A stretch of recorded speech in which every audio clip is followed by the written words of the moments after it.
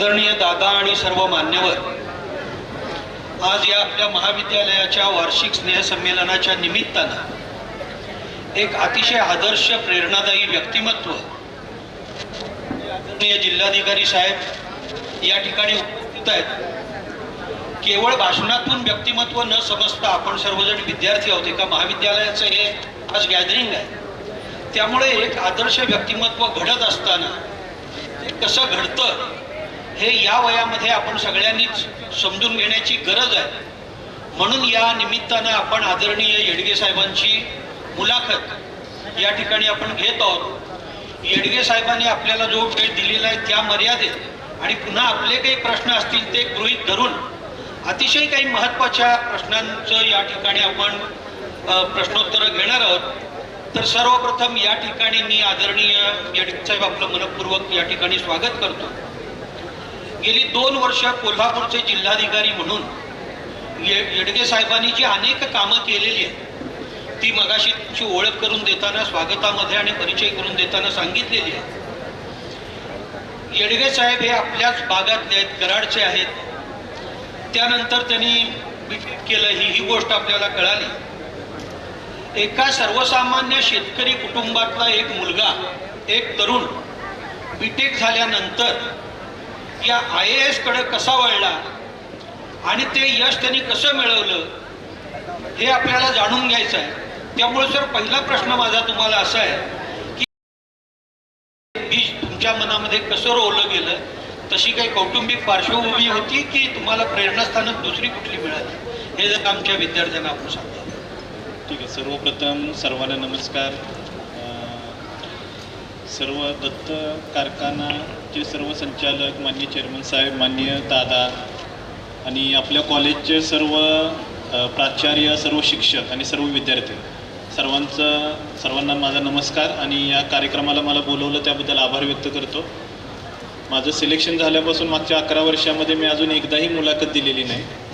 मुलाखत देताना बऱ्याच वेळा म्हणजे मुलाखत देणं मी टाळलेलं आहे आणि दादांनासुद्धा बऱ्याच दिवसापासून दादांचा आग्रह होता की कॉलेजवरती यायचं आहे। आता अचानक हा योग आलेला आहे आणि ही पहिल्यांदाच मी मुलाखत देत आहे। मुलाखत देणं टाळणं म्हणजे एकतर मुलाखत देणं म्हणजे जास्त ही स्पर्धा परीक्षाची इंटरव्ह्यू बघणं किंवा हे बघणं, त्यातून एक प्रकारचं एक मोटिवेशन आणि त्यातून बऱ्याच वेळा कृतीही होत नाही। त्यामुळे तसं काहीतरी वेगळं चित्र स्पर्धा परीक्षेबाबत निर्माण करणं ही माझ्या मनामध्ये नसतं, त्यामुळे मुलाखत देणं मी शक्यतो टाळतो। पण आता आपण सर्व कॉलेजचे विद्यार्थी आहात, दादांचा आग्रह होता त्यामुळे आज मुलाखतीसाठी आलेलो आहे। बोलवल्याबद्दल सर्वांचं आभार। आणि हा पहिलाच प्रश्न जो मला होता IAS कडे मी कसा वळलो, तर माझी कौटुंबिक पार्श्वभूमी आपल्या सर्वांसारखीच होती। मी शेतकरी कुटुंबातून आलेलो आहे आणि जसं आपला दत्त साखर कारखाना आहे तसं कराडमध्ये सह्याद्री साखर कारखाना आहे। त्या कारखाना परिसरात माझं शिक्षण झालं, 1ली ते 10वी शिक्षण त्या ठिकाणी झालं आणि हे शिक्षण होत असताना आणि कराडचं असल्यामुळे यशवंतराव चव्हाण साहेबांचं आदर्श आमच्या सर्वांसमोर होता। त्यांचं भाषणांची पुस्तकं असतील, त्यांची आत्मकथा असतील, त्याचं वाचन करून एक आदर्श असा समोर होता की ग्रामीण भागातून पुढे जाऊन जे काही आपल्याला समाजासाठी करता येईल ते करावं। त्यातून स्पर्धा परीक्षा हा एक चांगला मार्ग वाटला आणि साधारणतः शाळेमध्ये असताना जे काही जिल्हाधिकारी जे काही वेगवेगळी कामं करतात ते वर्तमानपत्रामध्ये वाचणं किंवा त्यानंतर 11वी 12वी नंतर कॉलेजमध्ये जेव्हा गेलो, COIP ला गेलो, तेव्हा स्पर्धा परीक्षेची एकदम माहिती त्यावेळी झाली आणि त्यावेळी ठरवलं की आपल्याला स्पर्धा परीक्षेमध्ये जायचं आहे। सह्याद्री कारखान्याच्या परिसरात ज्यांचं बालपण गेलं आणि ज्यांचं शिक्षण झालं त्यांची IAS होऊन आता तुमचं एक तप झालेला आहे। या तपानंतर या दत्त कारखान्याच्या कॉलेजवर ही मुलाखत होती आहे, ती आपल्या सगळ्यांसाठी आनंदाची आणि अभिमानाची गोष्ट आहे। सर, IAS होण्यासाठी आपण अभ्यास कशा पद्धतीनं केला? म्हणजे मुलांच्या मनात अनेक शंका असतात की अभ्यास किती वेळ करायचा, कशा पद्धतीनं करायचा, विषयांचे अग्रक्रम कसे ठरवायचे, तर त्याबद्दल आपण यश मिळवण्यासाठी कशा पद्धतीनं या सगळ्याची सांगड घातली हे जर आमच्या विद्यार्थ्यांना सांगा। प्रसाद सर, तुमच्या प्रश्नाला जोडूनच मी एक छोटासा प्रश्न विचारतोय। आता जो प्रश्न मी विचारणार आहे तो कलेक्टर कोल्हापूर यांना नाही, 2011चा एक 23-24 वर्षाचा तरुण।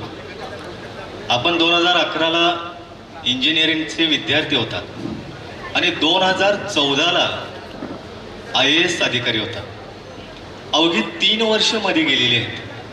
आणि कार्यक्रमाच्या निमित्तानं मी एक अर्धा तास इथं आलो. इथून एक वाक्य ऐकायला मिळालं की इस नजर को उस नजर की तलाश है. आणि ते वयाला शोभणारच आहे. मग अशी एखादी नजर तुम्ही तलाशत गेला असता तर 2014ला IAS झाला असता का? आता हा प्रश्न तुमच्या सगळ्यांसाठी आहे. थेट विचारायचं तर गावातनं मुलं पुण्यात जातात किंवा दिल्लीत जातात आणि अभ्यास करणारीच मुलं एकमेकांची नजर तलाशतात. बरं, ती काय भंपक असतात असंही नाही. मग या दरम्यानच्या काळामध्ये तुम्ही स्वतःच्या भावनेला कसं कंट्रोल केलं आणि IAS वर कसा फोकस केला? IASच्या तयारीबद्दल पहिला प्रश्न होता आणि नंतर आपल्या महाविद्यालयीन जीवनामध्ये आपण अभ्यासावरती कसं फोकस राहावा असा दुसरा प्रश्न होता. पहिल्या प्रश्नाचं सर्वप्रथम उत्तर देतो.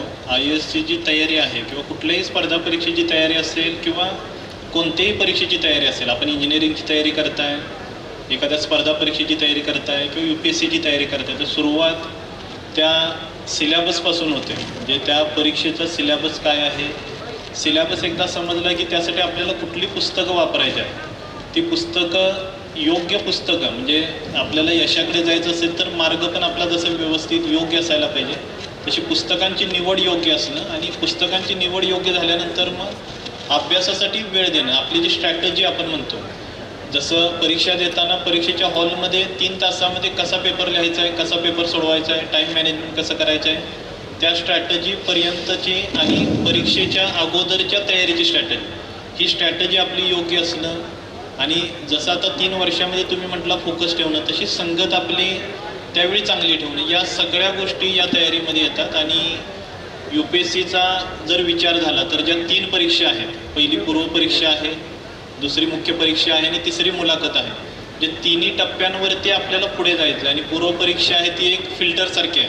म्हणजे पूर्वपरीक्षेमधून जवळपास जेवढे विद्यार्थी परीक्षेला बसतात त्याच्यामधले साधारणतः 1% विद्यार्थी पूर्वपरीक्षेमधून निवडले जातात. म्हणजे परीक्षेसाठी 10 लाख विद्यार्थी बसत असतील तर साधारणतः पूर्वपरीक्षेमधून एक 10,000 विद्यार्थी निवडले जातात की जे मुख्य परीक्षा देते. पूर्वपरीक्षा फक्त क्वालिफाईंग परीक्षा आहे, त्यामुळे पूर्वपरीक्षेला जास्तीत जास्त लक्ष आपण देणं, पूर्वपरीक्षेवरती जास्तीत जास्त तयारी करणं आणि पूर्वपरीक्षेतून पुढच्या टप्प्यावरती जाणं, अशी स्ट्रॅटेजी आपली असायला पाहिजे. पूर्वपरीक्षेमध्ये जे काही MCQ टाईप क्वेश्चन्स असतात त्यामध्ये मग CSAT आहे, कॉम्पिटेटिव्ह अनालिसिस टेस्ट जी आपली आहे ती आहे आणि जनरल स्टडीज आहे. मागच्या क्वेश्चन पेपरचं ॲनालिसिस करणं, कसा स्कोर आपण केला पाहिजे, त्याच्यासाठी प्रॅक्टिस किती झाली पाहिजे, किती क्वेश्चन पेपर सोडवले पाहिजे, ती स्ट्रॅटेजी झाली. त्यानंतर मुख्य परीक्षेसाठी आपल्याला डिस्क्रिप्टिव्ह क्वेश्चन पेपर राहतात, मग त्यामध्ये आपल्याला उत्तरं लिहायची आहेत. त्याचे जे प्रत्येक पेपरचा सिलॅबस आणि आपण 3 तासामध्ये कशा पद्धतीने कुठला पेपर सोडवणार आहे, किती मार्क आपण मिळवणार आहे, ती त्याची तयारी झाली.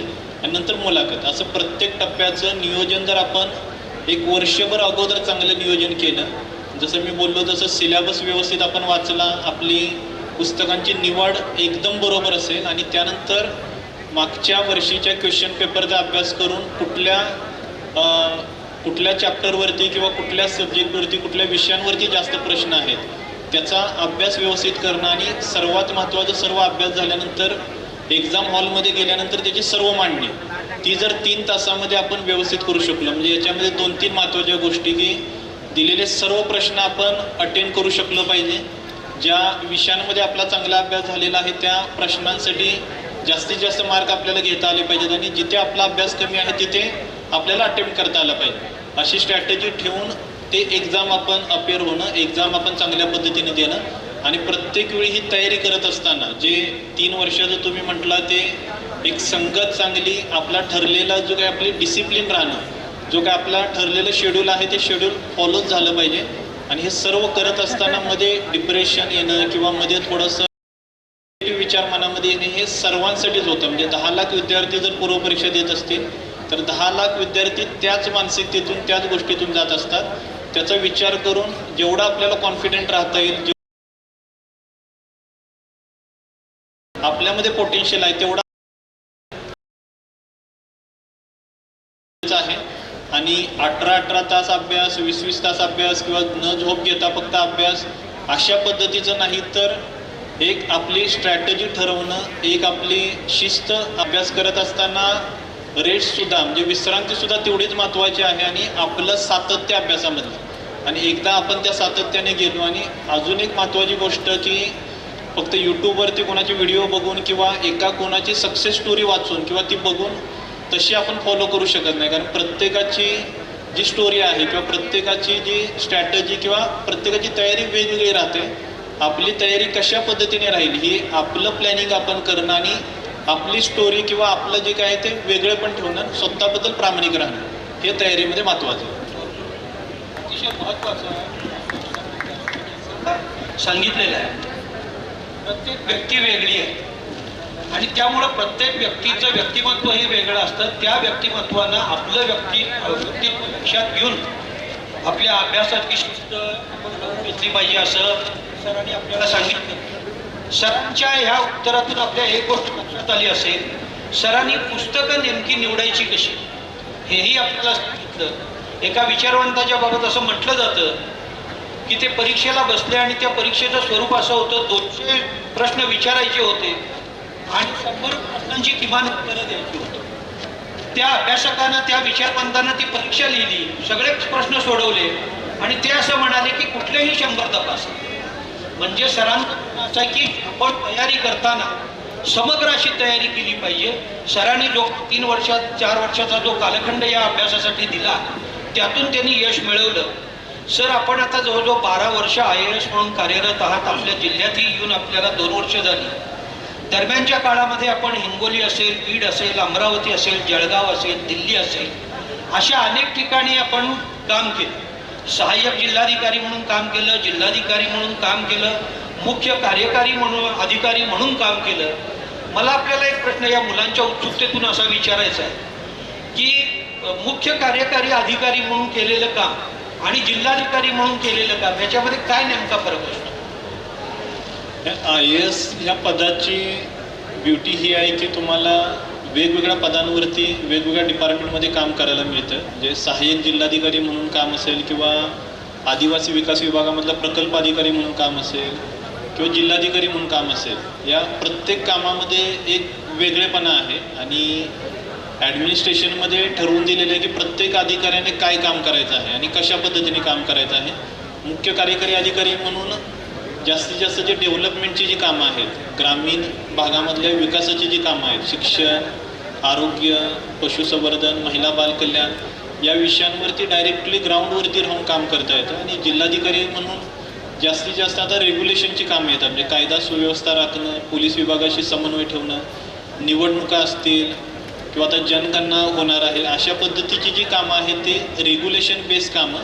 आणि महसूल विभागाचा प्रमुख म्हणून जमीन महसूलच्या अनुषंगाने जी कामं आहेत ती करणं आणि एक जिल्ह्याचे प्रशासकीय प्रमुख म्हणून सर्व विभागांचं समन्वय, कृषी विभाग असेल, आरोग्य विभाग असेल, हे सर्व सहकार विभाग असेल, सर्व विभागांचं समन्वय साधून किंवा आपत्ती व्यवस्थापनाचा एक महत्त्वाचा रोल जिल्हाधिकारी म्हणून राहतो. तर या समन्वयातून जे जे जिल्ह्याचे प्रश्न असतील ते राज्यस्तरावरती, देश स्तरावरती मांडणं हा जिल्हाधिकारी म्हणून रोल होतो. धन्यवाद सर.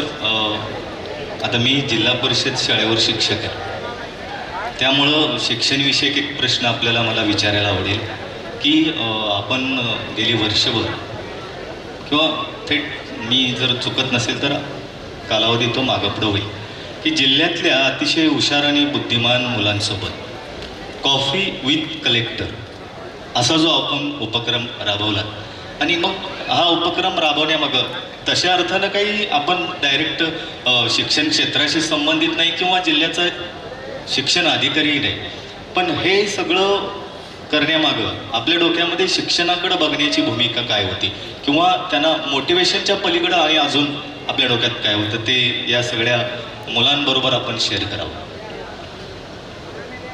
सर्वच विद्यार्थ्यांना किंवा पालकांना प्रशासन नक्की काय करते त्याची उत्सुकता असते. मी मागच्या 1-1.5 वर्षापूर्वी अब्दुल्लाटला एका कार्यक्रमामध्ये आलेलो होतो, तेव्हा विद्यार्थ्यांनी तशी मागणी केली की आपलं प्रशासन आम्हाला बघण्याची संधी मिळावी, म्हणून त्यासाठी आम्ही डे विथ कलेक्टर हा उपक्रम चालू केलेला होता. म्हणजे त्याच्यामध्ये महिन्याच्या 3ऱ्या सोमवारी एक विद्यार्थी जिल्हाधिकाऱ्यांसोबत पूर्ण काम जिल्हाधिकाऱ्यांचं बघू शकतो. त्यातून विद्यार्थ्यांनासुद्धा एक प्रशासन काय काम करतं, जिल्हाधिकारी काय काम करतात हे त्यांना समजेल, ते त्यांना इतर लोकांना सांगता येईल. आणि प्लस त्यांच्या जर काही सूचना असतील, आता आम्ही काम एवढे 10-12 वर्ष काम करताना कधी कधी असं होऊ शकतं की काही ग्राउंडपासून टच आहे तो तुटू शकतो, किंवा काही चांगल्या बाहेरून आम्हाला एक चांगल्या पद्धतीचा फीडबॅक मिळू शकतो. तर त्यांच्याही सूचना आम्हाला एक दिवसभर बसून काही सूचना मिळावेत या उद्देशाने हा उपक्रम आम्ही सुरू केला. सर, आपण प्रशासनामध्ये विज्ञान आणि तंत्रज्ञानाचा वापर करण्यामध्ये अग्रभागी आहात. हे घरपोच दाखले देण्यापासून ई सुनावणीपर्यंतचे अनेक उपक्रम आपण राबवलेले आहेत. सध्या AIची फार मोठी चर्चा सुरू आहे. दिल्लीमध्ये नुकतंच AI समिट जागतिक पातळीवरचं झालेलं आहे. तर विद्यार्थ्यांना किंवा एकूण समाजालाच हा AI हा शिक्षणामध्ये, प्रशासनामध्ये, कारखानदारीमध्ये काय नेमका परिणाम करणार आहे? कारण कृत्रिम बुद्धिमत्ता हा आत्ता एकूणच जगाचा कळीचा प्रश्न आहे. तर आपण एकूण शिक्षण क्षेत्र, प्रशासन क्षेत्र या ह्याच्यामध्ये AIचे काय प्लस मायनस पॉईंट आहेत याच्याबद्दल जरा मार्गदर्शन करा. आता ज्या पद्धतीने आपण मागच्या 5-10 वर्षामध्ये बघितलं तर आता मोबाईल सर्वांची गरज झालेला आहे, किंवा मोबाईल सर्वांपर्यंत पोहोचलेला आहे. मोबाईलने ज्या पद्धतीने आपलं कम्युनिकेशन सोपं केलं, याच्या अगोदर पत्र लिहिण्याचं ज्या पद्धतीने आपण पत्राद्वारे संवाद करत होतो, किंवा त्यानंतर STDवरती जाऊन आपण 1 रुपयाचा कॉईन वापरून आपण कॉल करून संवाद साधत होतो. मोबाईल नंतर आपण अजून जास्त जवळ आलो, त्यानंतर सोशल मीडियाने त्यापेक्षा जास्त जवळ आलो. तसंच आता AI आर्टिफिशियल इंटेलिजन्स आपलं जे जीवन आहे ते सुसह्य करणार आहे.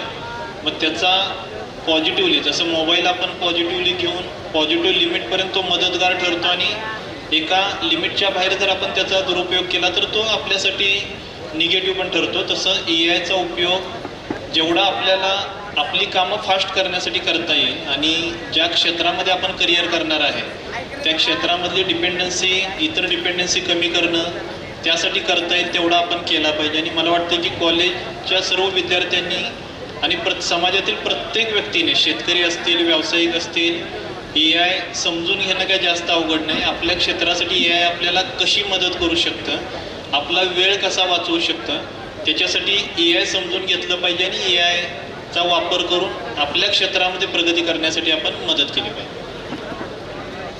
सर, आपण स्वतः BTech इंजिनियर आहात आणि इथं शेकडो मुलं मुलीही इंजिनियर होणार आहेत. डावोसमध्ये गेल्या 2-1 महिन्यामध्ये केतन कामत नावाचा एक इंडियन म्हणजे पॉडकास्ट चालवतो किंवा यूट्यूबर म्हणून, त्यांनी त्या युव्हाल नोआ हरारीला प्रश्न विचारला की आता सगळीकडे AI आहे.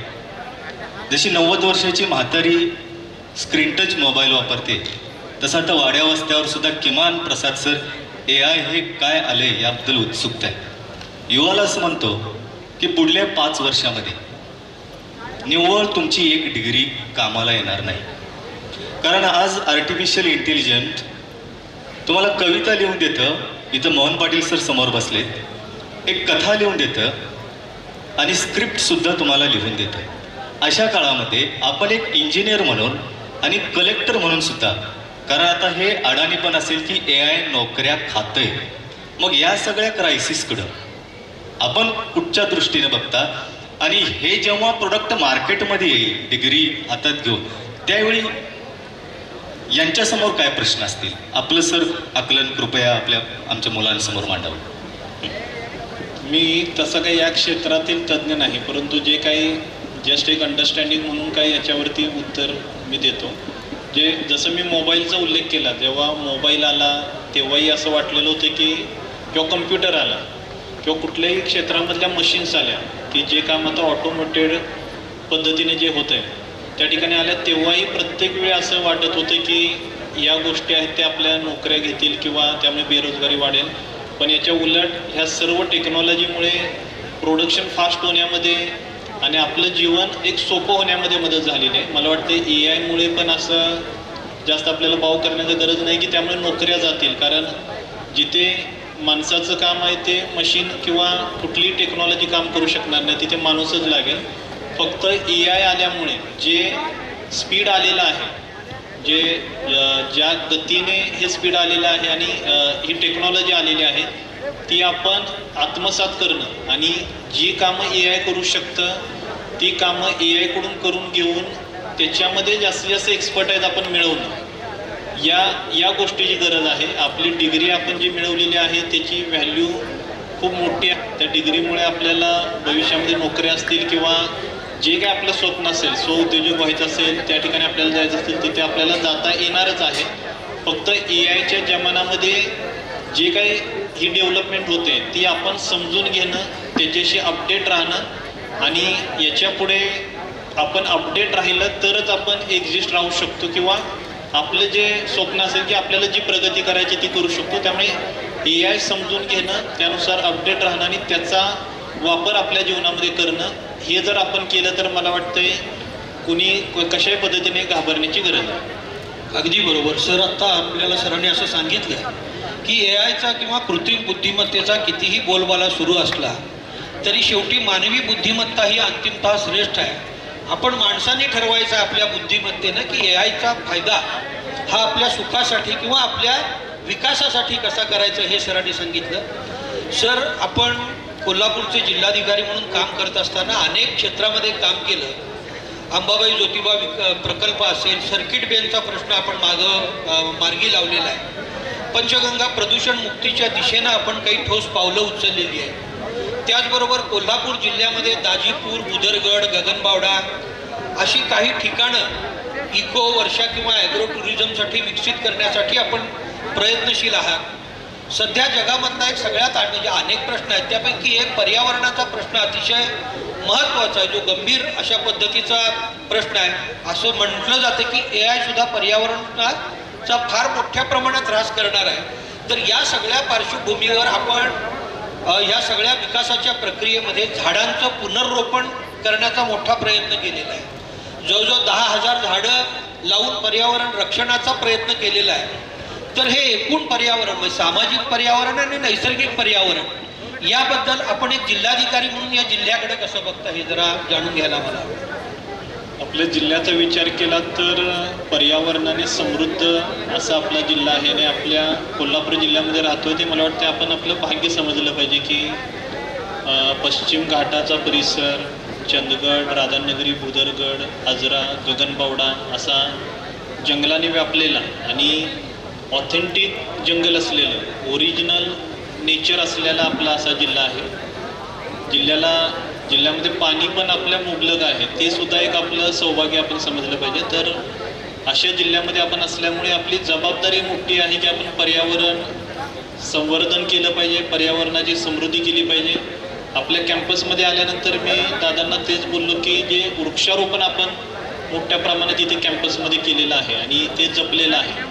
मला वाटते पर्यावरणाची एक जबाबदारी म्हणून आपण प्रत्येकाने जेवढे वृक्ष आपल्याला लावता येतील त्यांचं संवर्धन करता येईल आणि जे पर्यावरणाला मदत म्हणून ज्या ज्या गोष्टी आपल्याला करता येतील, प्लास्टिकचा कमी वापर करण्यापासून, वृक्ष लावलेले आहेत ते वृक्ष जगवण्यापासून, वृक्षतोड रोखण्यापासून जेवढी पर्यावरण पूरक आपल्याला जीवनशैली करता येईल तेवढी जर आपण केली आणि आपल्या गावासाठी, आता आपल्या तालुक्यामधलं जांभळी गाव आहे, जांभळी गावला मी मागे आलेलो होतो तेव्हा गेलेलो होतो. ते गावामधील युवकांनी ऑक्सिजन पार्क त्या ठिकाणी केलेलं आहे.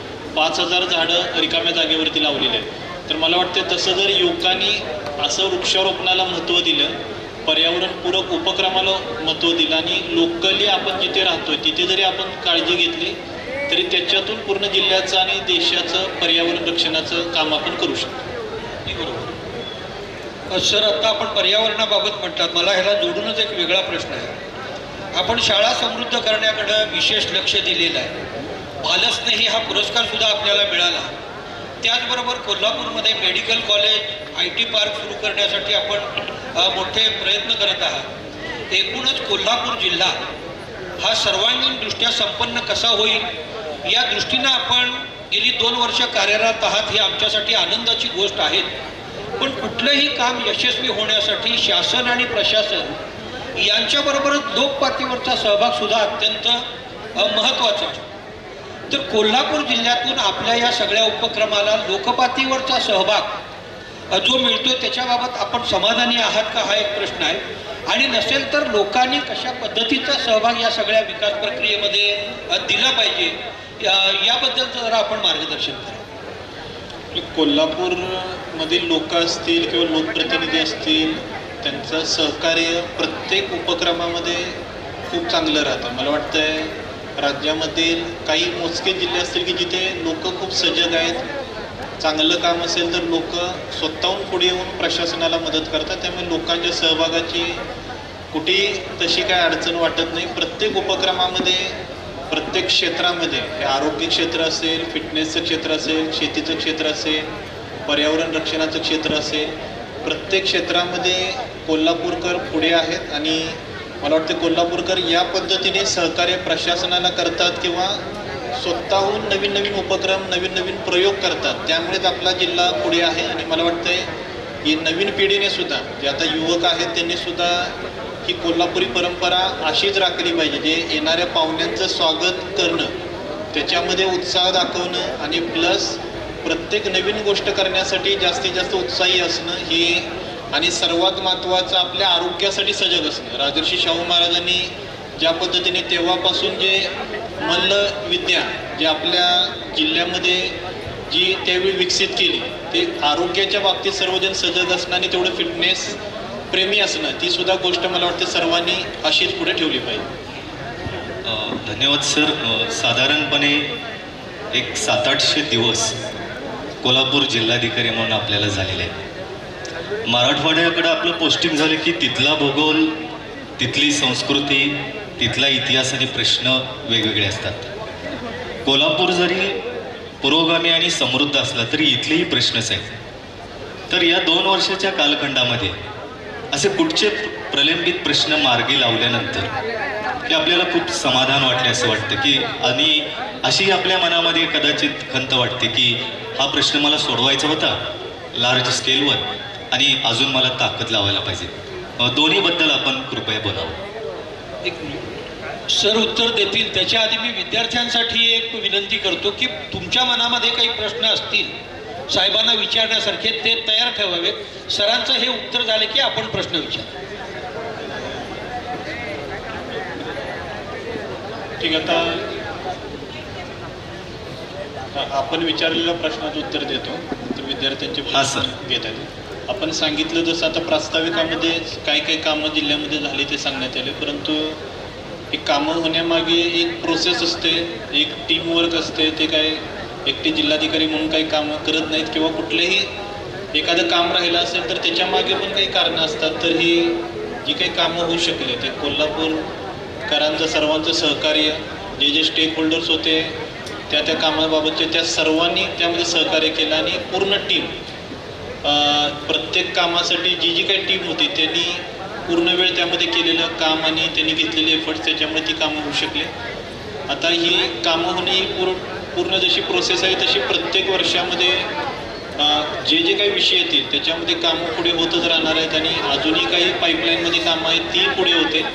फक्त कोल्हापूरकरांचा सजगता, इथले सर्व नागरिक सहकार्याच्या भावनेने प्रत्येक कामामध्ये सहभागी असणं आणि लोकप्रतिनिधींचाही त्या पद्धतीचा सपोर्ट, मला वाटतं त्यामुळे कुठलेही कोल्हापूरचे कुठलेही प्रश्न थांबणार नाहीत किंवा त्याला कुठल्याही पद्धतीने निगेटिव्ह स्तरावरती कुठला प्रश्न जाईल असं मला वाटत नाही. विद्यार्थ्यांचे काही प्रश्न असतील तर विचारायला हरकत नाही. Okay sir. आपल्यासमोर डॉक्टर अप्पासाहेब उर्फ सारे पाटील इन्स्टिट्यूट ऑफ टेक्नॉलॉजीचा विद्यार्थी एक प्रश्न घेऊन येतोय.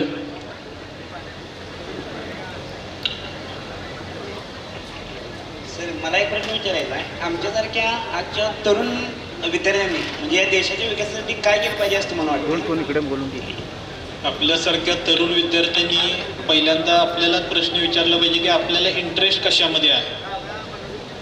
फक्त स्पर्धा परीक्षा हा एकमेव मार्ग ही आपल्या विकासासाठी आणि किंवा देशाच्या विकासासाठीही नाही. आपल्याला इंटरेस्ट ज्या क्षेत्रामध्ये आहे, शेतीमध्ये असेल तर शेतीमध्ये झोकून देऊन काम केलं पाहिजे. उद्योगामध्ये, स्वयंउद्योगामध्ये असेल तर कुठला विषय आपल्याला आवडतोय त्याच्यामध्ये आपण सुरुवात केली पाहिजे आणि त्यामध्ये वेळ देऊन काम केलं पाहिजे. मला वाटतं या टप्प्यावरती आपल्याला इंटरेस्ट कशामध्ये आहे, स्पर्धा परीक्षेमध्ये इंटरेस्ट असेल त्यासाठी झोकून देऊन अभ्यास केला पाहिजे आणि त्या पद्धतीने त्या दिशेने आपण गेलं पाहिजे. आपला इंटरेस्ट निश्चित करणं या टप्प्यावरती, कॉलेज जस्ट आपलं चालू आहे किंवा पूर्ण होतं तेव्हा कुठल्या क्षेत्रामध्ये आपल्याला जायचं तो इंटरेस्ट निश्चित करणं, त्यासाठीचं प्लॅनिंग करणं आणि साधारणतः एक 30 ते 35 वर्षापर्यंत आपण जाईपर्यंत आपल्या क्षेत्रामध्ये जे आपले टार्गेट आहे तिथे पोचणं आणि त्याच्यासाठी कष्ट करण्यामध्ये मागे न पडणं हे मला वाटतं की आपण केलं पाहिजे. आणि त्यासोबत देशासाठी जर म्हणाल तर देशासाठी गरज आहे की एक चांगली ह्युमन रिसोर्स, व्यसनांपासून दूर राहणं, चांगली संगत ठेवणं, समाजासाठी जे काय आपल्याला काम ते पॉझिटिव्ह काम करणं किंवा पॉझिटिव्ह काम करणं शक्य नसेल तर निगेटिव्ह काम शक्यतो न करणं, या गोष्टी मला वाटतं युवकांनी जर केल्या तर देशासाठी त्याचा निश्चितच फायदा होईल. अतिशय महत्त्वाचं उत्तर सरांनी दिलेलं आहे. आपण साधारण 25च्या आसपासचे आहोत, जवळ आहोत. सरांनी सांगितलं की 30 आणि 35मध्ये मी कुठं असेल हे ठरवण्याचं हे वय आहे. हा संदेश आपण सगळ्यांनी घेणं मला वाटतं फार महत्त्वाचं. म्हणजे प्रसाद सर, कधीतरी आजचे आपले कलेक्टर सर या बॅरिकेड्सच्या पलीकडे बसले असतीलच आणि 2011 नंतर 4थ्या वर्षी आपण स्टेजवर आलात. सर म्हणालेत की इंटरेस्ट कशात आहे. आता कुणाचा कशामध्येही इंटरेस्ट असू शकतो, पण सरही म्हणाले की तो पॉझिटिव्ह असावा आणि तो इंटरेस्ट लवकरात लवकर आपण ठरवावा. म्हणून तर या संस्थेनं प्राचार्य असतील, सगळे सर मॅडम असतील की पब्लिकली आपल्यासाठी कलेक्टर साहेबांच्या मुलाखतीचा कार्यक्रम ठेवला आहे. आणि थोडंसं मिश्किलपणे मी असं आपल्याला म्हणतो, आमच्या दोघांच्या प्रश्नासाठी तुम्ही नाही टाळ्या वाजवणार का, पण तुमचे जे विद्यार्थी मित्र प्रश्न विचारतायत एकदा त्यांना जोम यावा म्हणून जोरदार टाळ्या वाजवा. आता ते जे कंडक्ट करतायत मुलांसाठी त्यांना विनंती आहे की मायक्रोफोन आपण मुलांकडे द्यावा. सर, माझा एक क्वेश्चन आहे की प्रशासकीय सेवेत तुम्ही काम करताना डिजिटल किंवा ई गव्हर्नरचा किती वापर करता आणि त्यातील कोणती सिस्टीम तुम्हाला सर्वाधिक वाटते, उपयुक्त वाटते? प्रशासनामध्ये जेवढा ई गव्हर्नन्सचा डिजिटलचा वापर करता येईल तेवढा आम्ही प्रयत्न करतो. उदाहरण द्यायचं झालं तर आमचं सगळं फाईलचं काम आहे. सुरुवातीला कागदी फाईल यायच्या, त्याच्यावरती सह्या व्हायच्या, मग ती पत्रांचा प्रवास आहे तो मॅन्युअली पद्धतीने व्हायचा. तर आता आम्ही 100% ई ऑफिस वापरतोय. पत्र सहीसाठी सुद्धा आता मी शिरोळकडे येत असताना पण काही फाईलवरती मी सही करू शकलो गाडीमध्ये. ती फाईल सही केलेली डायरेक्टली माझ्या अधिकाऱ्यांकडे गेली, ती परत घेऊन जाण्याची त्यांना गरज पडली नाही. ज्याचा टेक्नॉलॉजीचा जेवढे प्लॅटफॉर्म गव्हर्नमेंटने उपलब्ध करून दिलेले आहे, ते ई ऑफिस हा एक प्लॅटफॉर्म झाला. आपल्या काही शंका तक्रारी असतील नागरिकांच्या तर त्या ऑनलाईन पद्धतीने देण्यासाठीचं पण प्लॅटफॉर्म आम्ही उपलब्ध करून दिलेला आहे. आपली वेबसाईट आहे, त्या वेबसाईटवरती सर्व माहिती लोकांना कशी उपलब्ध होईल हे आपण बघतोय. 7/12 जो आपला असतो, जो काही वर्षापूर्वी 15-20 वर्षापूर्वी हस्तलिखित 7/12 असायचा, तो आता शासनाने डिजिटल 7/12 आणलेला आणि तो ऑनलाईन पद्धतीने आपल्याला कुठूनही 7/12 बघता येतो. किंवा कुठले अभिलेख जुने आपल्याला बघायचे असतील तर डायरेक्टली वेबसाईटवरती जाऊन आपल्याला आपले जुने फेरफार, जुने 7/12 हे अभिलेखसुद्धा आपल्याला बघता येतात.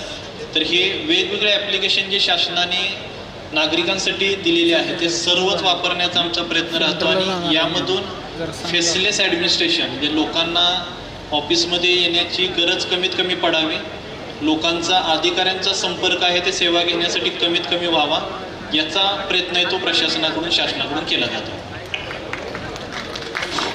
एक मिनिट इकडे, हे बा इकडे तोंड कर, इकडे तोंड कर. नमस्ते. इकडे तोंड कर, इकडे तोंड कर की. बोला.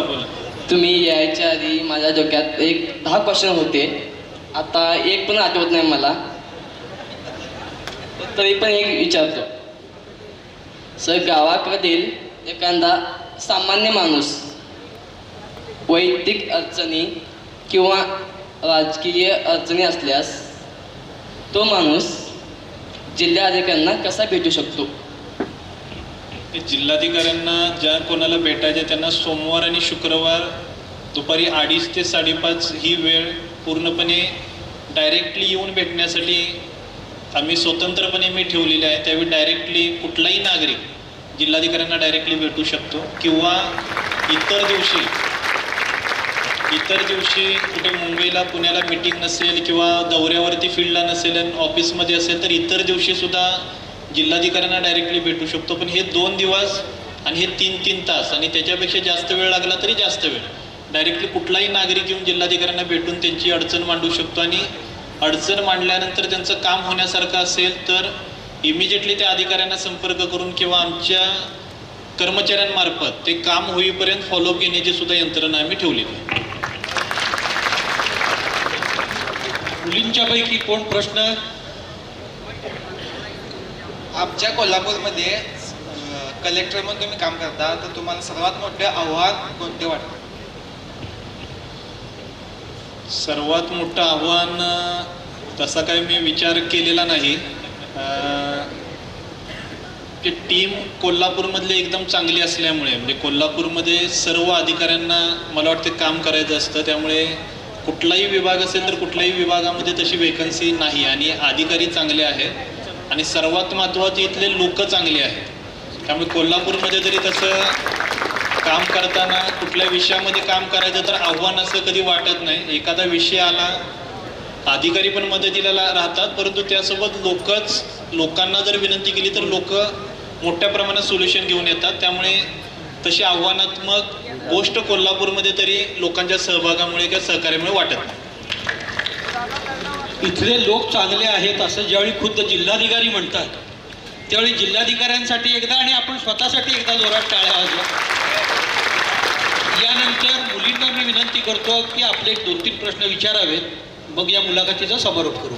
जर एखादा विद्यार्थी आजपासून कलेक्टर होण्याचे स्वप्न पाहत असेल तर त्याने पहिली सवय कोणती विकसित करावी? मी सुरुवातीला सांगितलं तसं आपल्याला कलेक्टर बनायचं असेल किंवा जीवनामध्ये जे काय आपण ठरवलेलं आहे ते आपल्याला यशस्वी बनायचं असेल तर शिस्त सर्वात महत्त्वाची आहे. शिस्तीमध्ये सर्व गोष्टी आल्या म्हणजे जे आपल्याला करायचं आहे ते आपण ठरवलेलं आहे ती गोष्ट त्यावेळी करायचीच आहे. वेळेची शिस्त आपल्याला पाळायची आहे, अभ्यासाची शिस्त आपल्याला पाळायची आहे आणि त्यासोबत कलेक्टर बनायचं असेल किंवा जे क्षेत्र आपण निवडलेलं आहे त्यामध्ये आपल्याला जायचं असेल त्यासाठी जो अभ्यास करायचा आहे त्यासाठी पूर्वतयारी करायची आहे आणि कोणतीही कारणं न देण्याची सवय आपल्याला लावायची आहे. म्हणजे उद्या किंवा परवा किंवा आपण नंतर करू ही सवय सोडून देऊन इमिजिएटली शिस्तीने काम करण्याची तयारी आपण जर ठेवली तर मला वाटतंय कलेक्टरी ज्यांना बनायचं ते कलेक्टरी बनवू शकतात किंवा जे आपल्याला बनायचं आहे ते आपण नक्की बनवू शकतो. जर तुम्हाला आता परत एकदा विद्यार्थी म्हणून जगण्याची किंवा जीवनात परत विद्यार्थी म्हणून ह्या आत्ताच्या काळात तुम्हाला संधी मिळाली तर तुम्ही ते कसं जगू शकाल? विद्यार्थी म्हणून जर संधी मिळाली तर नक्कीच मला आत्ता तुम्ही जे काही करताय त्या पद्धतीने जीवन आनंदीपणे जगून जे काही स्वप्न असेल माझं ते परत जगण्याचं मध्ये खरंच आनंद मिळेल. आणि कुणीही किती यशस्वी झाला किंवा कुठेही गेला तरी विद्यार्थी जीवन कधीही विसरत नाही.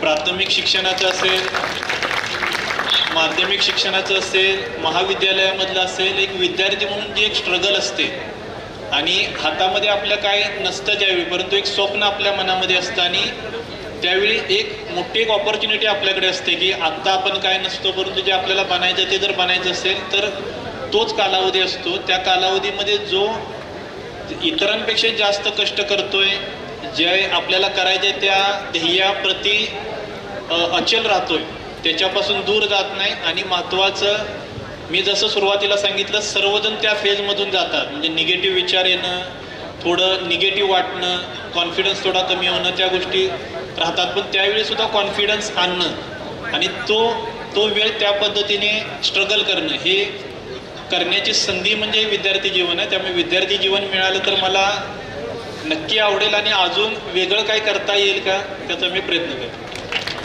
UPSC तयार करताना तुम्ही रोज किती तास अभ्यास करत होता आणि त्याचं मॅनेजमेंट कसं करत होता? UPSC करत असताना माझं 2011ला माझी डिग्री झाली. त्यानंतर 1 वर्ष मी पुण्यामध्ये 1 जून 2012 पर्यंत जॉब केला आणि नंतर जून 12 पासून एक 14 पर्यंत, म्हणजे 13ची एक्झाम मी दिली. अगोदर 12ची दिलेली होती, त्यामध्ये माझं सिलेक्शन झालं नव्हतं. पण जून 12ला मी जसा जॉब सोडला तसा पूर्ण वेळ UPSCचा जो अभ्यास मी ज्यावेळी केला तेव्हा साधारणतः शेड्यूल असं राहते की सकाळी 6-6:30 वाजता रूमवरून निघून 7 वाजेपर्यंत लायब्ररीमध्ये पोहोचणं, नंतर सकाळी 7 ते संध्याकाळी साधारणतः 9 वाजेपर्यंत लायब्ररीमध्ये. मग तिथेच लायब्ररीमध्ये म्हणजे तिथे मध्ये जे काही मित्रांची रूम लायब्ररीच्या जवळ होते, मध्ये ब्रेकफास्टसाठी येणं, जेवण करणं, संध्याकाळचं जेवण करणं आणि परत 9 वाजल्यानंतर उशिरा रूमवरती येणं, असा प्रवास होता. मग हे पूर्ण 17-18 तास अभ्यास केला असं मी म्हणणार नाही, परंतु साधारणतः 10 ते 12 तास अभ्यास. जी परीक्षा जवळ होती, जे प्रिलिम होती तर प्रिलिमच्या अगोदर 2-3 महिने तेवढा पूर्ण वेळ अभ्यास, मेन्सच्या अगोदर 1-2-3 महिने तेवढा पूर्ण वेळ अभ्यास, आणि जी काही जो वेळ अभ्यासासाठी द्यायचा तो अभ्यासासाठी, नंतर टेस्ट सिरीज सोडवण्यासाठीचा वेळ आहे तो टेस्ट सिरीजसाठी, क्वेश्चन पेपरचा नंतर ॲन्सर शीट जी येते तपासून त्याचं ॲनालिसिस करणं त्यासाठी वेळ, असा साधारणतः 10 ते 12 तास डेली अभ्यास करता येईल. आणि जो वेळ आहे तो इफेक्टिवली पूर्णपणे अभ्यासावरती फोकस करून ज्या पद्धतीने प्लॅन केलेला होता त्या पद्धतीने करण्याचा मी प्रयत्न केला.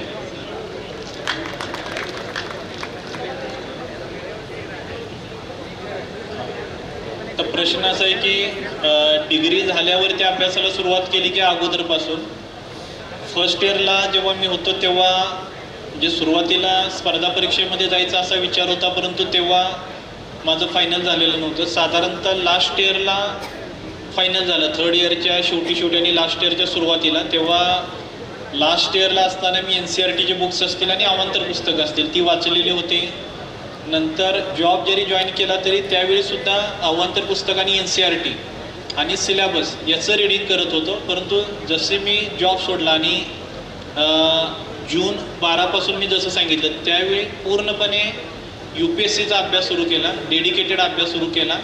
आणि साधारणतः अभ्यास जरी आपण 1-1.5 वर्ष केला तरी अगोदर 1 वर्ष जस्ट तयारी, म्हणजे आपल्याला जर स्पर्धा परीक्षेमध्ये जायचं असेल अगोदरच आपलं निश्चित झालं असेल तर कॉलेजच्या शेवटच्या वर्षापासून तरी किमान आपण तयारी सुरू केली. त्याच्या अगोदर केली तरी चांगलं आहे, परंतु किमान शेवटच्या वर्षापासून आपण तयारी सुरू केली. आणि सुरुवात जी अभ्यासाची आहे ती NCERTचे बुक्स असतील, स्टेट बोर्डचे बुक्स असतील, ही क्रमिक पुस्तकं वाचणं, न्यूजपेपर वाचण्याची सवय लावणं, न्यूजपेपर वाचण्यासाठी व्यवस्थित समजणं आपल्याला, आणि अवांतर पुस्तकं या विषयाची आहेत ती त्या कालावधीमध्ये वाचणं, हा प्रवास मला वाटतं आपला असू शकतो. आमच्यासारख्या विद्यार्थ्यांनी सोशल मीडियाचा वापर योग्य प्रकारे कसा करावा? मला असं वाटेल की सोशल मीडियाचा वापर जेवढा आपल्याला टाळता येईल विद्यार्थ्यांनी तरी, सोशल मीडियाचं ॲप जर आपण मोबाईलमधून जरी डिलीट केलं तर मला वाटतं तरीसुद्धा आपलं कुठलं काम त्याच्यामुळे थांबणार आहे असं नाही. सोशल मीडिया वापरलंच पाहिजे असं गरजेचं नाही, परंतु जर वापरायचं असेल तर आपल्यावरती काही बंधनं जर आपण ठेवली तर मला वाटतं. आणि मोबाईलसुद्धा, मोबाईलचा स्क्रीन टाईम जो काय आठवड्याला आपल्याला मोबाईल दाखवतो तो बघितला आणि तो जर काही 4 तासाच्या वरती जर जात असेल तर मला वाटतं ते खरोखरच अडचणीची गोष्ट आहे. आणि मोबाईलचा उपयोग आपण कम्युनिकेशनसाठी किती करतोय आणि त्याच्यापेक्षा जास्त सोशल मीडियावरती, यूट्यूब किंवा इतर याच्यावरती किती करतोय, आणि जो वापर करतोय त्याच्यामध्ये आपल्याला गेन किती झालं. 4 तास जर वापर केला तर 3 तास आपल्याला गेन होणाऱ्या गोष्टीसाठी आपण केला आहे का, म्हणजे काही लेक्चर्स आहेत किंवा तुमच्या टेक्निकल कन्सेप्ट समजण्यासाठी आपण केला आहे का, किंवा काही माहिती समजून घेण्यासाठी. जर ते 3 तासामध्ये, जर 4 तासामध्ये जर 3 तास आपल्याला नवीन गोष्टी समजल्या असतील तर त्याचा उपयोग आहे. जर 4 तासामधले 3 तास जर फक्त शॉर्ट्स बघण्यामध्ये जर वेळ गेला असेल तर मला वाटतं तो वेळेचा दुरुपयोग आहे. आत्ता आपल्याकडे वेळ आहे म्हणून तो आपण असा वाया घालवला पाहिजे असं मला वाटत नाही. तर सोशल मीडियाचा वापर जेवढा टाळता येईल, सोशल मीडियापासून जेवढं दूर राहता येईल किंवा जेवढं सेफ डिस्टन्स आपल्याला ठेवता येईल, आणि मोबाईलचा स्क्रीन टाईम आपल्या नॉलेज गेनिंगसाठी जेवढा जास्तीत जास्त तो वेळ जाईल तेवढा मला वाटतं आपण वापरला पाहिजे. सर, तुमच्या UPSC तयारीच्या दरम्यान तुमच्यासाठी कोणती पुस्तके किंवा कोणते मार्गदर्शक सर्वात महत्त्वाचे ठरले?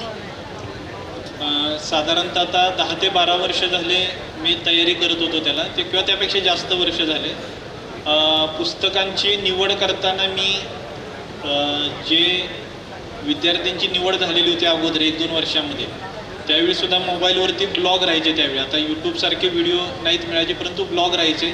त्याच्यामध्ये प्रत्येक सब्जेक्टसाठी कुठलं पुस्तक चांगलं आहे, उदाहरणार्थ इंडियन कॉन्स्टिट्यूशनसाठी एम लक्ष्मीकांत यांचं पुस्तक तेव्हाही रिकमेंड केलं जात होतं, आत्ताही रिकमेंड केलं जाते. जिओग्राफीसाठी JC लिऑंग म्हणून त्यांचं एक 250 पानाचं पुस्तक त्यावेळी रिकमेंड केलं जात होतं, आताही रिकमेंड केलं जातं. आणि सर्व विषयांसाठी NCERTची बुक्स ही रिकमेंड केली जात होती. बिपिन चंद्रांचं मॉडर्न हिस्ट्रीसाठी, मॉडर्न इंडियन हिस्ट्रीसाठी बुक रिकमेंड केलं जात होतं. तर अशी पुस्तकं जे त्यावेळीच्या टॉपरनी ब्लॉगवरती रिकमेंड केलेली होती ती एकदा बघून त्याची परत मित्रांमध्ये चर्चा करून मी पुस्तकं निवडलेली होती. त्यामुळे मला वाटते पुस्तकं निवडण्यासाठी आपण जे काही टॉपर जे आता मागच्या 1-2 वर्षात ज्यांनी परीक्षा दिलेल्या असतील, निवडून आले असतील, त्यांचे इंटरव्ह्यू किंवा त्यांचे ब्लॉग बघून किंवा त्यांना भेटून आपण त्यांना विचारू शकता. आणि एकदा पुस्तकं निश्चित झाली की त्या पद्धतीने आपण आपला अभ्यास आहे तो त्या पुस्तकांच्या पद्धतीने करू शकतो. सर, या मुलगीच्या प्रश्नाला जोडून एक उपप्रश्न. मग आपण म्हणालात की ढीगभर म्हणजे ढीगभर पुस्तकं वाचावीत 20-25 की काहीच पुस्तकं तुम्ही आता जो रेफरन्स दिला ती चांगली पुस्तकं पुन्हा पुन्हा वाचावीत, आपण काय सांगाल मुलांना?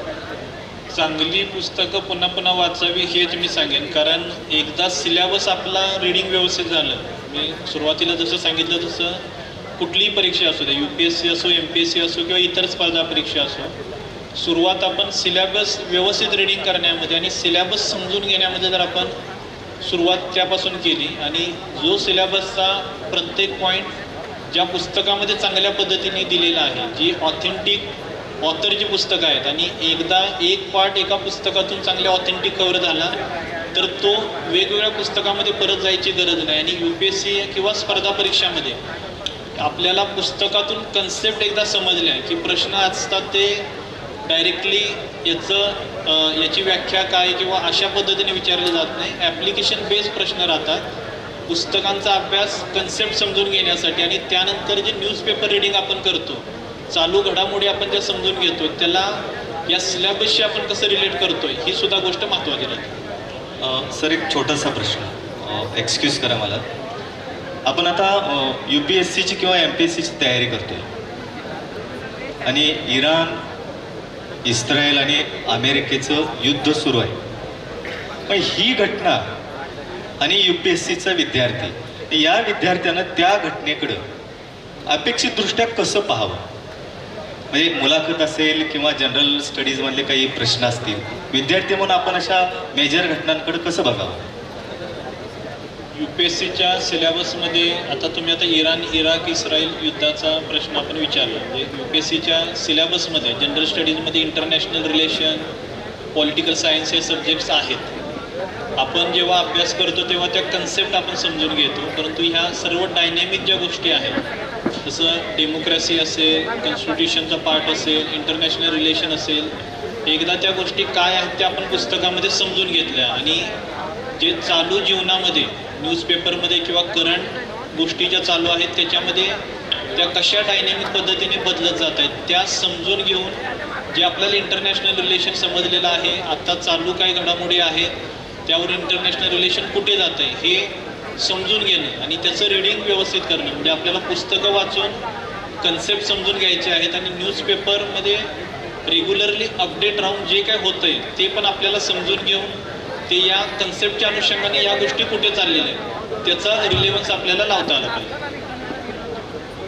UPSCमध्ये इंटरव्ह्यूचा अनुभव कसा होता व कोणता प्रश्न तुम्हाला सर्वात कठीण वाटला?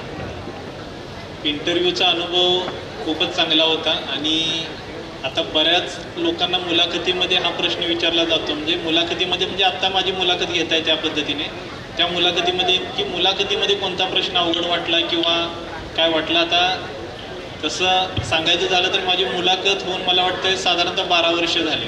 12 वर्षापूर्वी 30 एप्रिल 2014ला माझी मुलाखत झालेली होती. एक 7 लोकांच्या पॅनलने माझी मुलाखत घेतलेली होती. आता मला प्रश्न तर सर्व आता आठवत नाहीत, परंतु मुलाखत एक चांगली झाली ही एवढं आठवत आहे. आणि मुलाखतीमध्ये प्रश्न असे ठरवून विचारत नाहीत की यांना हा प्रश्न विचारायचा आहे, तो विचारायचा आहे. आपला जो बायोडेटा आहे, बायोडेटा पाहून बायोडेटावरती आपल्याला रीड करतात आणि त्याच्यावरून आपल्याला प्रश्न विचारतात. आणि प्रश्न विचारताना मुलाखतीमधल्या प्रश्नाचं उत्तर बरोबरच असावं हे विचारणाऱ्याला अपेक्षित नसते की एकदम बरोबर 100% तसेच्या तसं उत्तर दिलं पाहिजे.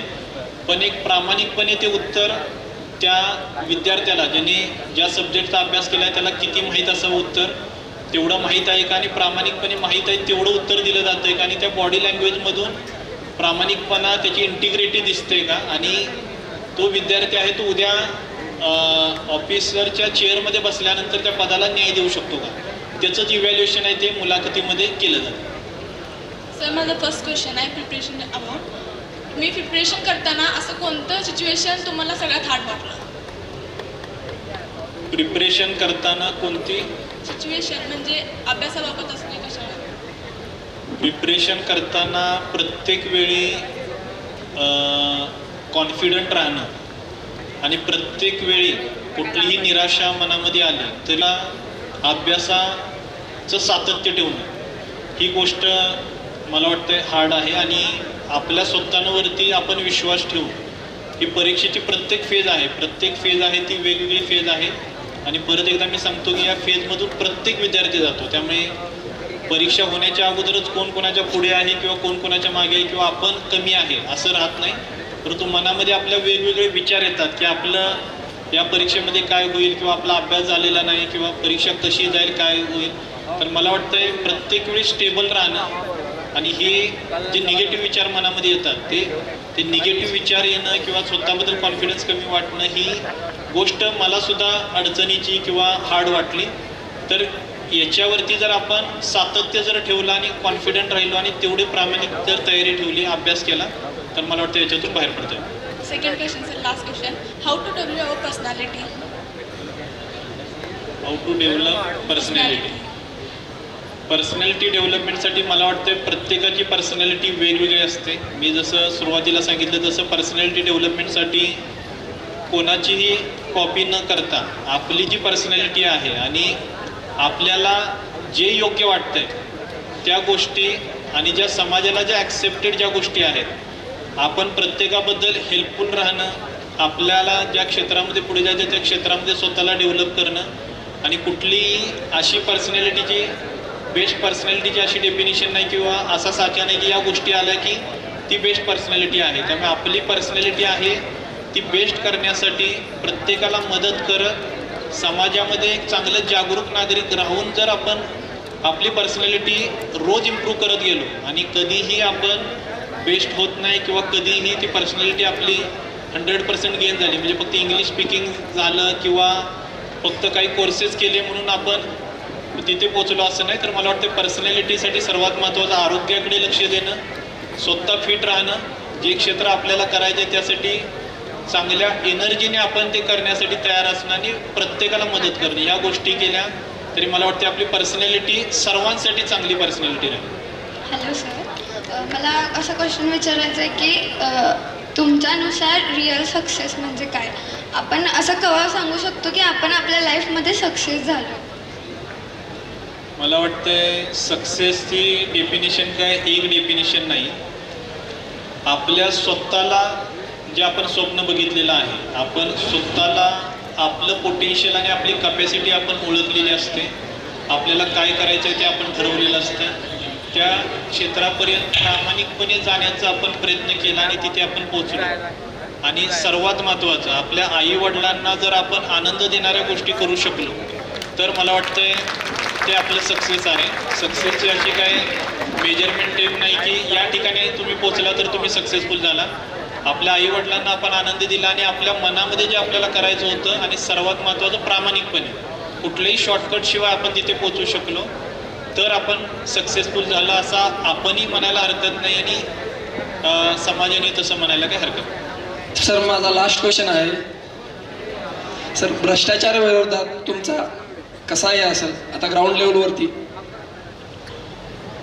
भ्रष्टाचार म्हणजे काय आहे ते पण पहिल्यांदा आपण जर डिफाईन केलं तर ते कळेल आपल्याला. पण भ्रष्टाचार म्हणजे जर आपण हे समजत असो की काही कामं करण्यासाठी कुठे पैसे द्यावे लागतात किंवा काय करावं लागतं, तर मला वाटतं समाजाने सुद्धा सजग झालं पाहिजे. आणि जसं टेक्नॉलॉजीचा आम्ही उल्लेख केला ॲडमिनिस्ट्रेशनमध्ये किंवा कुठल्याही कामामध्ये, आणि फक्त ते शासकीय यंत्रणेमध्येच नाही तर सर्व रोजच्या व्यवहारामध्ये जेवढं आपण नागरिक म्हणून प्रामाणिक बनू, आपण नागरिक म्हणून सजग बनू, आणि जेवढं फेसलेस ॲडमिनिस्ट्रेशन होईल तेवढं भ्रष्टाचारावरती सुद्धा नियंत्रण येईल आणि सेवा पण आपल्याला चांगल्या पद्धतीने मिळेल.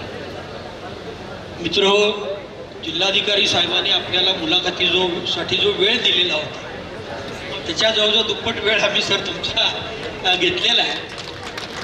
अर्थात कुठलीही मुलाखत ही ती त्या व्यक्तिमत्वाचं पूर्ण उलगडतू शकते असं नसतंय.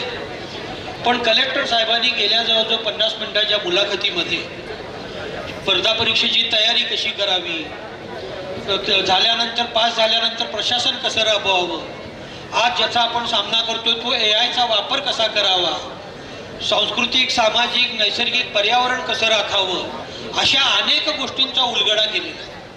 मला निश्चित खात्री आहे की माझ्याही सरांच्याही आणि आपल्याही मनात अजून अनेक प्रश्न आहेत, पण कुठलीही मुलाखत ही सर्व प्रश्नांचं रेडीमेड उत्तर देणारी नसतीच. आत्तापर्यंत सरांनी जी उत्तरं आपल्याला दिलेली आहेत त्या उत्तरातून आपण आपल्या मनात राहिलेल्या प्रश्नांच्या उत्तराचा शोध घ्यायचा आहे असं मला वाटतं. त्यामुळं ही एक अतिशय चांगली मुलाखत सरांनी या ठिकाणी दिली, याबद्दल मी त्यांना मनापासून धन्यवाद देतो. आणि सुरुवातीला सर असं म्हणाले की 12 वर्षाच्या माझ्या प्रशासकीय कारकिर्दीत मी परीक्षा देताना जी मुलाखत दिलेली होती त्यानंतर 12 वर्षात दिलेली नाही. तर आपल्या सगळ्या विद्यार्थ्यांच्या दृष्टीनं मला वाटतं ह्या अभिमानाची गोष्ट आहे की आपल्या जिल्हाधिकाऱ्यांनी एक तपानंतर आपल्यासाठी मुलाखत दिली आणि ती मुलाखत निश्चितपणानं आपल्या प्रत्येकाचं व्यक्तिमत्व विकसित करण्यासाठी उपयुक्त ठरणारी आहे. असे एक आदर्श व्यक्तिमत्व आज या ठिकाणी आपल्याला आपल्या जिल्हाधिकारी म्हणून तर लाभलेलेच आहेत, पण आजच्या आपल्या वार्षिक स्नेहसंमेलनामध्ये त्यांनी मुलाखतीच्या रूपानं जे आपल्याला मार्गदर्शन केलेलं आहे ते आपण प्रत्येकानं केवळ काळजात जपून ठेवावं असं नाही तर ते कृतीत आणावं असा एक मी आशावाद या ठिकाणी व्यक्त करतो आणि थांबतो. धन्यवाद सर. खरं तर हा जो डायलॉग झाला कलेक्टर कोल्हापूर सर आणखी आपल्यामध्ये, हा साधारणपणे एक 50 मिनिटांचा होता. पण 50 मिनिटं कशी निघून गेली तुमच्याही आणि आमच्याही लक्षात आली नाही. पण या 50 मिनिटावर किमान 50 मुलांचं करिअर डिपेंड आहे. आणि मला वाटतं आदरणीय दादांना आणि सगळे बोर्ड ऑफ डायरेक्टर्स आहेत त्यांच्याही मनात हेच आहे. आमची इच्छा आहे की बॅरिकेडच्या पलीकडे बसलेला एखादा मुलगा, तुम्ही म्हणाल मुलगी पण म्हणा, हो मुलीसुद्धा, लेकीसुद्धा आता कलेक्टर आहेत, IPS आहेत, मिनिस्टर्स तर आहेतच. पण कलेक्टर सर म्हणाले तसं 2 गोष्टींची खूप महत्त्वाची गरज असते. ते तुम्ही कुठच्याही क्षेत्रात यशस्वी होऊ शकता. हे व्यासपीठ काही यशाची व्याख्या करण्यासाठी मांडलेलं नाही, पण कलेक्टर सरांनी अंडरलाईन केलेल्या त्या 2 गोष्टींकडं कधीच अंडर इस्टिमेट करू नका. पहिली म्हणजे शिस्त, जी स्वतःकडून मागणी करत असते. आणि दुसरं, शिस्तीपेक्षा अधिक महत्त्वाची गोष्ट म्हणजे प्रत्येक क्षणाला प्रत्येक दिवसाला तुम्ही पॉझिटिव्हली बघायला शिका. मला वाटतं 3 ते 4 वर्षामध्ये अजून एखादे असे IAS श्री अमोल एडगे सर नक्कीच होतील. या विधानावर ही मुलाखत जी रंगतदार झालेली आहे आणि तुमच्यामुळं रंगतदार झालेली आहे ती मुलाखत आम्ही समाप्त करतोय. तत्पूर्वी एक तपानंतर कलेक्टर सरांबरोबर जाहीर बोलण्याची संधी मला कन्या विद्या मंदिर दत्तनगरमध्ये मी 5वी 6वी आणि 7वीला शिकवतो. एका गुरुजीला बोलायची संधी दिली त्याबद्दल दादा मी तुमचे मनपूर्वक आभार मानतो. त्यानंतर ज्येष्ठ विचारवंत समाजवादी प्रबोधिनीचे संपादक, पत्रकार आणि आमचे मित्र गझलकार श्री प्रसाद कुलकर्णी सर, आम्ही दोघेही सर आपले हार्दिक आभार मानतो. आणि निवेदकांकडे मायक्रोफोन सुपूर्द करण्यापूर्वी एवढंच म्हणेन, मुलाखत संपलेली आहे, कार्यक्रमाचं तुमचं तुम्ही सांभाळा. धन्यवाद सर. आज श्री दत्त शेतकरी सहकारी साखर कारखाना लिमिटेड चॅरिटेबल ट्रस्टचं अप्पासाहेब उर्फ सारे पाटील इन्स्टिट्यूट ऑफ टेक्नॉलॉजी या आपल्या महाविद्यालयाच्या तरंग 2026 या कार्यक्रमाच्या बक्षीस वितरण कार्यक्रमामध्ये व्यासपीठावरती उपस्थित सन्माननीय गणपतराव पाटील साहेब दादा, व्यासपीठावरती उपस्थित आपल्या कारखान्याचे चेअरमन, व्हाईस चेअरमन, सर्व संचालक, आपल्या महाविद्यालयाचे प्राचार्य, सर्व शिक्षक, सर्व व्यासपीठावरती उपस्थित पदाधिकारी, आमचे प्रांताधिकारी, या ठिकाणी उपस्थित सर्व विद्यार्थी, सर्वप्रथम या कार्यक्रमाला मला बोलवलं याबद्दल मी आभार व्यक्त करतो आणि ज्यांचा ज्यांचा आपण सत्कार केला त्या सर्व सत्कारमूर्ती विद्यार्थ्यांचं अभिनंदन करतो, त्यांना पुढील वाटचालीसाठी शुभेच्छा देतो. आत्ता मी सांगितलं तसं पहिल्यांदाच मी अशी मुलाखत, प्रश्नोत्तर स्वरूपातील मुलाखत विद्यार्थ्यांसमोर 12 वर्षामध्ये दिली आणि त्याच्यामध्ये जवळपास आपले सर्वच प्रश्न त्यामध्ये झाले. त्यामुळे परत मी असं जास्त बोलण्याची तशी काही आवश्यकता नाही. आपल्या सर्वांना आपल्या भावी वाटचालीसाठी, ज्यांनी आता पॉलिटेक्निक पूर्ण केलेलं आहे किंवा ज्यांनी इंजिनिअरिंग पूर्ण केलेलं आहे किंवा जे आता कॉलेज जीवनामध्ये आहेत, पहिल्या, दुसऱ्या, तिसऱ्या वर्षाला आहेत, सर्वांना पुढील वाटचालीसाठी मी खूप खूप शुभेच्छा देतो. आपल्याला फक्त एवढंच सांगतो की हे कॉलेजचं दिवस आहेत, ते स्ट्रगलचे दिवस आहेत, ते आपलं स्वप्न सत्यात उतरवण्याचे दिवस आहेत. आपले आई वडील कष्ट करून आपल्याला इकडे कॉलेजमध्ये शिक्षणासाठी पाठवतात, तेव्हा त्यांच्या कष्टाची सुद्धा जाणीव ठेवणं ही सुद्धा आपली जबाबदारी आहे. आणि कोल्हापूरसारख्या जिल्ह्यामध्ये आणि एक चांगल्या पद्धतीचं वातावरण असणाऱ्या कॅम्पसमध्ये इथे आपण शिक्षण घेत आहात, ती सुद्धा आपलं सौभाग्य आहे. आपली घरची परिस्थिती कशी असले तरी शिक्षण हे एकमेव माध्यम आहे की जे आपल्याला आपली स्वप्न सत्यात उतरवण्यासाठी मदत करू शकतं. कोणतंही स्वप्न बघण्याचं स्वातंत्र्य आपल्याला शिक्षण देऊ शकतं आणि या 3-4 वर्षामध्ये आपण काय करणार आहे त्यावरती आपलं भविष्य अवलंबून राहणार आहे. ज्या मोठ्या मोठ्या कंपन्या आपण ऐकतो त्याचे CEOज ऐकतो. परवा फ्रान्सचे प्रेसिडेंट साहेब इथे आलेले होते, आपल्या देशामध्ये आलेले होते, तेव्हा त्यांनी उल्लेख केला की मोठमोठ्या कंपन्यांचे CEO हे भारतीय आहेत. आपले कोल्हापूरकर सुद्धा मोठ्या मोठ्या कंपन्यांचे CEO किंवा मोठ्या मोठ्या संस्थेमध्ये मोठ्या पदावरती आहेत. तर तशी स्वप्न आपण या महाविद्यालयीन जीवनामध्ये बघा, कष्ट करा, शिस्त ठेवा आणि पुढच्या 3-4 वर्षामध्ये आपल्याला जिथे जायचं आहे त्यासाठी प्रामाणिकपणे आपल्या घरच्यांच्या कष्टाची जाणीव ठेवून आणि एवढ्या चांगल्या जिल्ह्यामध्ये, एवढ्या चांगल्या परिसरामध्ये आपल्याला आपल्या 20च्या कालावधीमध्ये, आपण 19, 20, 21 वयोगटाचे असाल, या कालावधीमध्ये आपल्याला संधी मिळालेली आहे. तर त्या संधीचं सोनं करा, कष्ट करा आणि चांगले यशस्वी बनून कोल्हापूरचं नाव, आपल्या संस्थेचं नाव, आपल्या कुटुंबियांचं नाव मोठं करा. एवढंच फक्त मी आपल्याला सांगेन. परत एकदा या कार्यक्रमाला मला बोलवलं त्याबद्दल मी आपल्या सर्वांचा आभार व्यक्त करतो आणि कार्यक्रमामध्ये बोलवून आदरातिथ्य केलं. प्रमाणापेक्षा जास्त कौतुक, जेवढ्या कौतुकाला आम्ही पात्र नाही तेवढंही कौतुक आमचं केलं. त्याबद्दल आपल्या सर्वांचं आभार व्यक्त करतो आणि इथे सांगतो. धन्यवाद. धन्यवाद सर. आज आपल्या कॉलेजच्या स्नेहसंमेलन कार्यक्रमाच्या निमित्तानं, बक्षीस वितरण कार्यक्रमाच्या निमित्तानं आज आमच्या या कार्यक्रमाला प्रमुख पाहुणे म्हणून आपल्या जिल्ह्याचे आदरणीय कलेक्टर एडगे साहेब आणि त्याचप्रमाणे या ठिकाणी प्रांताधिकारी शिंदे साहेब आणि स्टेजवरील सर्वच प्रतिष्ठित आणि समोर बसलेले विद्यार्थी बंधू आणि भगिनी, खरं म्हणजे मी एडगे साहेबांचं मनापासून कौतुक करतो की 2 महिन्यापूर्वी मी त्यांना सांगितलं होतं की आमच्या कॉलेजच्या मुलांच्या समोर तुमची मुलाखत व्हावी आणि त्यांनी त्यावेळेला मला शब्द दिला होता की मी तुमच्या कॉलेजवर येतो आणि मुलाखत देतो. त्या पद्धतीनं त्यांनी इथं मुलाखत दिली, अत्यंत दिलखुलासपणे मुलाखत दिली. आणि मुलाखत घेण्याचं कारण असं की त्यांनी कुठल्या पद्धतीने घडले, त्यांची विचाराची दिशा काय हे आपल्या सगळ्या विद्यार्थ्यांना कळावं आणि त्या पद्धतीनं आपल्या जीवनाची वाटचाल व्हावी या दृष्टिकोनातून आपण त्यांना बोलवून त्यांची मुलाखत घेतली. त्यांचं कार्य ह्या जिल्ह्यामध्ये अत्यंत चांगल्या पद्धतीनं चाललंय, अत्यंत पारदर्शकपणे चाललंय आणि कुणीही त्यांना भेटायला गेलं तर त्यांना वेळ देतात, त्यांचे काय अडचणी आहेत ते समजून घेतात आणि कुठल्या पक्षाचा, कुठल्या जातीचा, धर्मात कुठलाही न विचार करता त्यांचं काम करण्याची दृष्टी ठेवतात आणि त्यांच्याबद्दल मनापासून आम्हाला आदर आहे. आणि ते या ठिकाणी आले, मुलाखत घेतली. आमच्या किरण पाटील आणि कुलकर्णी साहेबांनी अत्यंत दिलखुलासपणे मुलाखत घेतली, प्रश्न भरपूर विचारले, विद्यार्थ्यांनी पण विचारली आणि त्याचं दिलखुलासपणे अत्यंत चांगल्या पद्धतीनं त्यांनी उत्तर दिली की जेणेकरून आमच्या मुलांना प्रेरणा आणि एक ध्येय गाठण्याची दृष्टी मिळाली असं मी मानतो. आणि त्यांना खरं म्हणजे घोसरवाडला जायचं आहे म्हणून मी या ठिकाणी फार न वेळ बोलता मी थांबतो. येडगे साहेबांना मनापासून त्यांना शुभेच्छा देतो. इथून पुढचं आयुष्य त्यांचं अत्यंत चांगल्या पद्धतीनं समाजकार्याभिमुख व्हावं अशी एक परमेश्वर सरनी प्रार्थना करून मी थांबतो. नमस्कार.